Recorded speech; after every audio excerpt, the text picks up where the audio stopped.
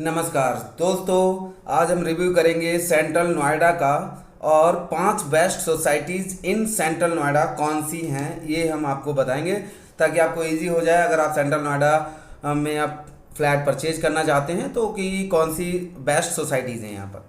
तो सबसे पहले सेंट्रल नोएडा की ब्रीफिंग करते हैं। 2010 के बाद जब मल्टी स्टोरी का ट्रेंड अपने पीक पर था, एक्सप्रेस वे नोएडा पर जेपी अपना कब्जा कर चुका था। उस वक्त नोएडा में मल्टी स्टोरी अपार्टमेंट के लिए जो लैंड मिली वो थी सेक्टर 75, 76, 77, 78, 79 एक्सेट्रा एक्सेट्रा। इस बेल्ट के अपोजिट साइड में सेक्टर 50 है जहां पर ओमैक्स और टीजीबी, महागुन जैसे बड़े बिल्डर्स अपने प्रोजेक्ट डिलीवर कर रहे थे।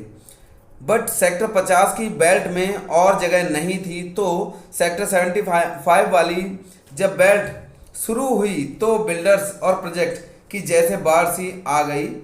सेक्टर 75 वाली बेल्ट और सेक्टर 50 ये लोकेशन सेंट्रल नोएडा के नाम से जाने जाने लगे।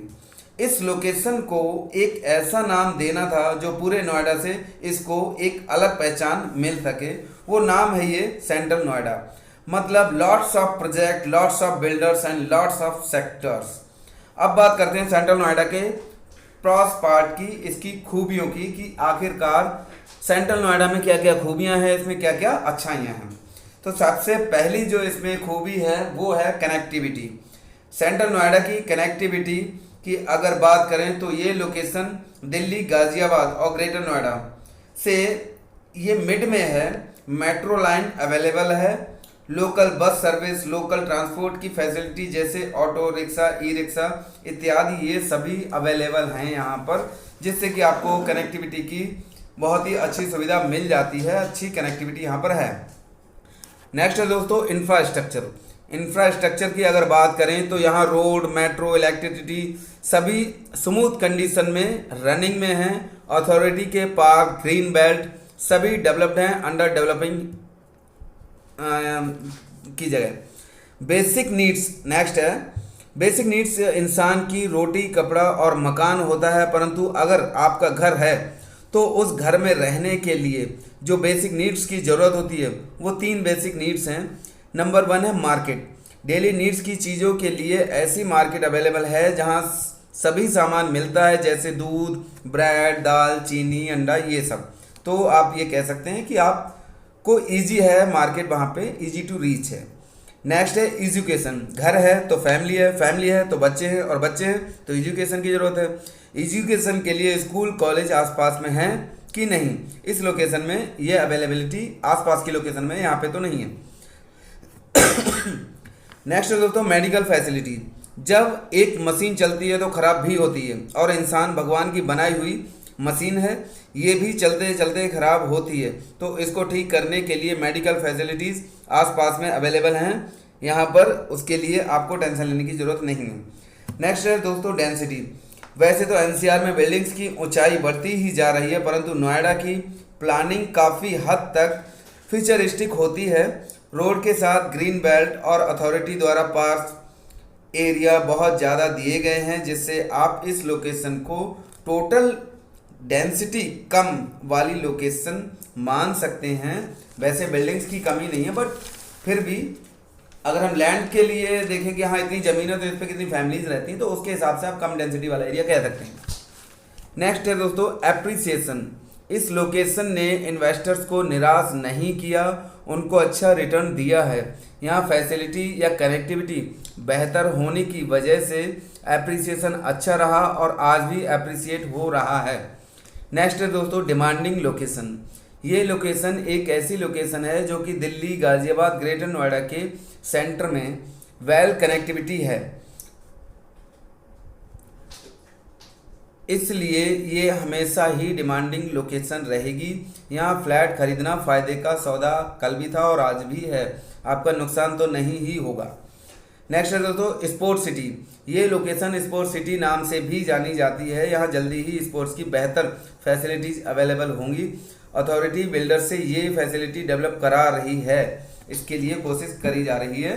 नेक्स्ट है दोस्तों, ये तो हो जाती है दोस्तों इस लोकेशन के प्रॉस पार्ट की बात की, इसमें आखिर क्या क्या खूबियां हैं इस लोकेशन में। अब हम बात करते हैं इस लोकेशन की कौन पार्ट की, इसकी खामियों की। तो सबसे पहली जो खामी है इसकी वो है कंजस्टेड।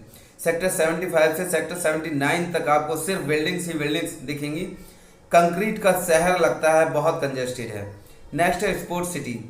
जो सेक्टर्स स्पोर्ट्स सिटी के लिए अलॉटेड किए गए हैं वो सिर्फ पेपर पर ही स्पोर्ट्स सिटी हैं। अथॉरिटी और बिल्डर की लड़ाई में एंड यूजर सफ़र कर रहा है। क्या सोच के घर लिया और क्या मिला, वाह रे बिल्डर। नेक्स्ट है दोस्तों कमर्शियल हॉटस्पॉट्स। हर रेजिडेंशियल प्रोजेक्ट के साथ मार्केट बनाना मैंडेटरी है।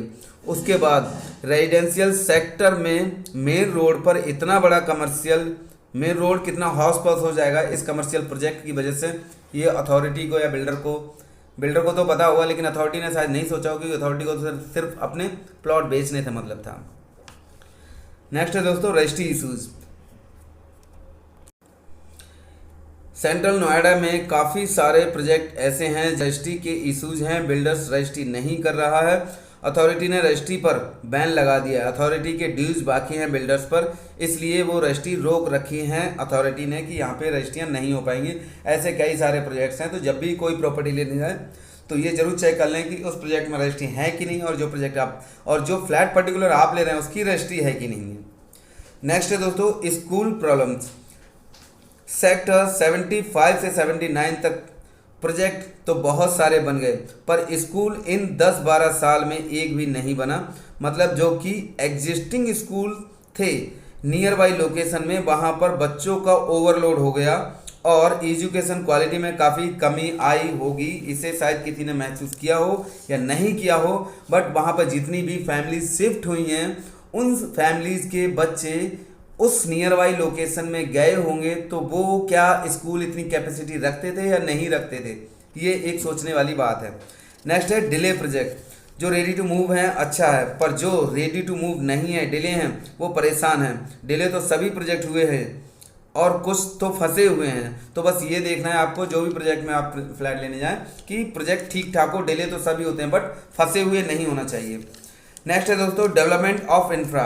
ग्रीन बेल्ट और पार्क्स की अगर बात करें तो अच्छे हैं, पर वेल डेवलप नहीं है। अथॉरिटी का काम ढीला है, ये बात आप मान लीजिए, और नहीं मानते हैं तो वहाँ जा कर के आप देख लीजिए, चेक कर लीजिए क्या यही होना चाहिए था इन 10-12 साल में जो डेवलपमेंट हुआ, या कुछ चेंज होने की उम्मीद है कि इतना होना चाहिए था और हुआ नहीं।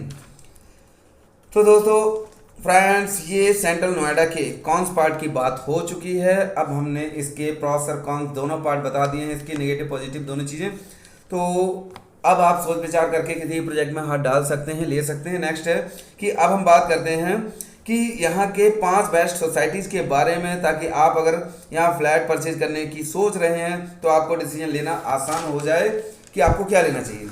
तो हम 5 बेस्ट सोसाइटीज़ के बारे में बात करते हैं कि इस लोकेशन की 5 बेस्ट सोसाइटीज़ कौन कौन सी है। तो number 5 the jewel of Noida. Open space अच्छा है, कंस्ट्रक्शन क्वालिटी अच्छी है, वेल मेंटेन है। प्राइस रेंज है 7,500 से लगभग 8,000 रुपये पर स्क्वायर फीट इन रीसेल, और लोकेशन है सेक्टर 75 की। नियर में मेट्रो स्टेशन है, वॉकिंग डिस्टेंस पर। 4 से 5 साल पुरानी है ये सोसाइटी। नेक्स्ट है 4 नंबर पर ओमैक्स ट्विन टावर्स, जो कि सेक्टर 50 में लोकेटेड है। पुराने होने के बाद भी वेल मेंटेन, अच्छा ओपन स्पेस, कंस्ट्रक्शन क्वालिटी अच्छी है। लोकेशन सेक्टर 50 की है, लगभग 8 से 10 साल पुरानी ये सोसाइटी है। मेट्रो स्टेशन सेक्टर 50 ही लगता है। रिसेल प्राइस रेंज है 8,000 से लगभग 8,500 रुपये पर स्क्वायर फीट। नंबर 3 पर है ATS ग्रीन्स। ये ग्रीन्स 1 और ग्रीन 2 के नाम से बनाया है, 2 पार्ट में बनाया है। ओपन स्पेस बहुत अच्छा है, वेल मेंटेन है, वेल कंस्ट्रक्शन क्वालिटी है, नियर मेट्रो स्टेशन है। प्राइस रेंज लगभग 8,500 से लगभग 9,000 पर स्क्वायर फीट है। लगभग 10 से 12 साल पुरानी ये सोसाइटी है। लोकेशन सेक्टर 50 है इस सोसाइटी की। नेक्स्ट है दोस्तों महागुन मजारिया। ग्रीन एरिया बहुत अच्छा है, वेल मेंटेन है, लग्जरियस सोसाइटी है विद हेलीपैड, वेल कनेक्टिविटी है, कंस्ट्रक्शन क्वालिटी बहुत अच्छी है, और ये लगभग 1 साल होने वाला है इसका जब पोजीशन इन्होंने शुरू कर दिया था। प्राइस रेंज 10,000 के अराउंड घूमता है इसका पर स्क्वायर फीट रीसेल में। मेट्रो स्टेशन इसके बिल्कुल बगल में है और लोकेशन है सेक्टर 78 और 79 के आसपास में है ये। नेक्स्ट है दोस्तों, जो नंबर 1 सोसाइटी हम इस लोकेशन की कह सकते हैं वो नंबर 1 सोसाइटी है TGB मेघदूतम। जी हाँ दोस्तों, इस सोसाइटी को सुना बहुत कम लोगों ने होगा, लेकिन इस लोकेशन में सेंट्रल नोएडा की लोकेशन की अगर हम बात करें तो नंबर 1 की ये सोसाइटी कहलाती है। One of the finest apartment in the central Noida location, it's a landmark in this location, well plan, well design, well maintain, luxurious society, feel some different in apartment. Location sector 50 की है, near में metro station है और इसका price range जो है लगभग 12,000 से 13,000 रुपये पर स्क्वायर फीट का रीसेल में रेट रहता है और लगभग 5 से 7 वर्ष पुरानी ये सोसाइटी है सेक्टर 50 की। तो ये दोस्तों मैंने आपको 5 बेस्ट सोसाइटीज़ बताई सेंट्रल नोएडा की, कि ये 5 बेस्ट सोसाइटीज़ हैं जिनको अगर आपका बजट इनके अकॉर्डिंग है तो आप इनको ले सकते हैं। और वरना एवरेज जो रेट है वहाँ का लगभग 5 से 7 हज़ार के बीच में है, कि जहाँ बहुत ज़्यादा सोसाइटी कंस्ट्रक्शन या मेंटेन एवरेज है तो उसका 5, 5.5, 6 हज़ार, और उससे थोड़ी सी अच्छी है तो फिर 6 हज़ार के आसपास, 7 हज़ार के आसपास, 7 हज़ार का ऊपर है तो फिर वो अच्छी क्वालिटी में सोसाइटी आ जाती है। तो 5 बेस्ट सोसाइटी मैंने आपको बता दी, सेंट्रल नोएडा के प्रॉस एंड कॉन्स पर दोनों अच्छाइयाँ बुराइयाँ बता दी।